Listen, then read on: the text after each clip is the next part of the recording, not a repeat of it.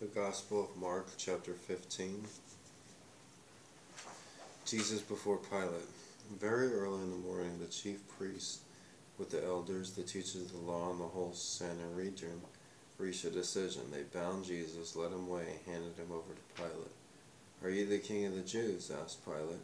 "Yes, it is as you say," Jesus replied. The chief priests accused him of many things. So again Pilate asked him, "Aren't you going to answer? See how many things they are accusing you of?" But Jesus still made no reply, and Pilate was amazed. Now it was the custom of the feast to release a prisoner whom the people requested. A man called Barabbas was in prison with an insurrectionist who had committed murder in the uprising. The crowd came up and asked Pilate to do for them what he usually did. "Do you want me to release to you the king of the Jews?" asked Pilate, knowing it was out of envy that the chief priests had handed Jesus over to him. But the chief priests stirred up the crowd to have Pilate release Barabbas instead. "What shall I do then with the one they call King of the Jews?" Pilate asked them. "Crucify him," they shouted. "Why? What crime has he committed?" asked Pilate. But they all shouted louder, "Crucify him." Wanting to satisfy the crowd, Pilate released Barabbas to them. He had Jesus flogged and handed him over to be crucified. The soldiers mocked Jesus. The soldiers led Jesus away to the palace, that is, the praetorium, and called together the whole company of soldiers. They put a purple robe on him, then wove a crown of thorns and set it on him, and they began to call out to him, "Hail, King of the Jews!" Again and again they struck him on the head with a staff and spit on him.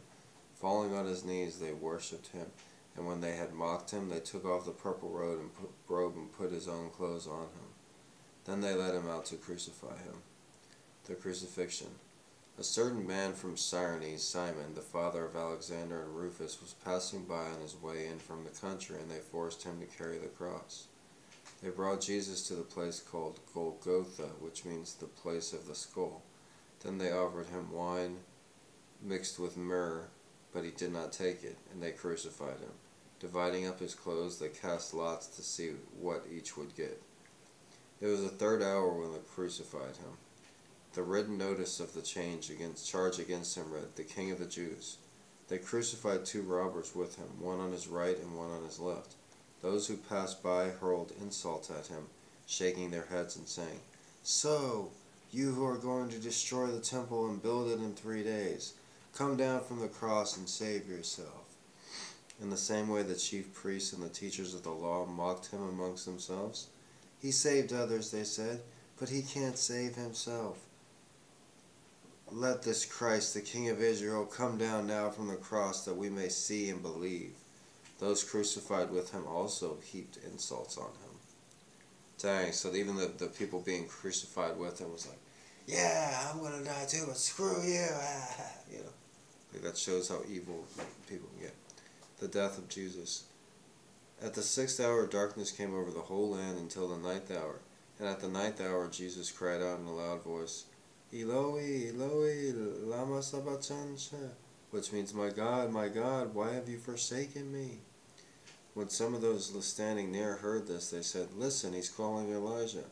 One man ran, filled a sponge with wine vinegar, put it on a stick, and offered it to Jesus to drink. "Leave him alone now. Let's see if Elijah comes to take him down," he said.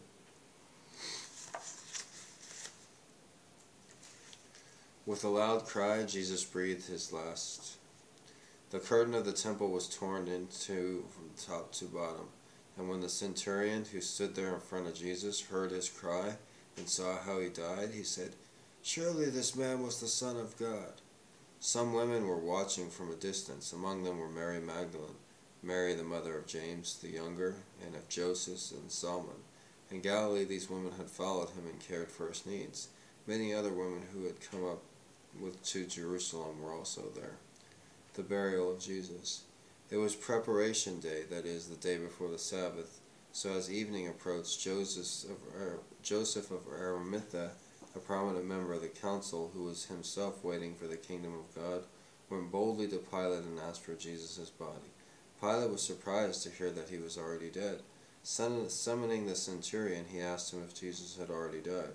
When he learned from the centurion that it was so, he gave the body to Joseph. So Joseph bought some linen cloth, took down the body, wrapped it in the linen, and placed it in a tomb cut out of rock.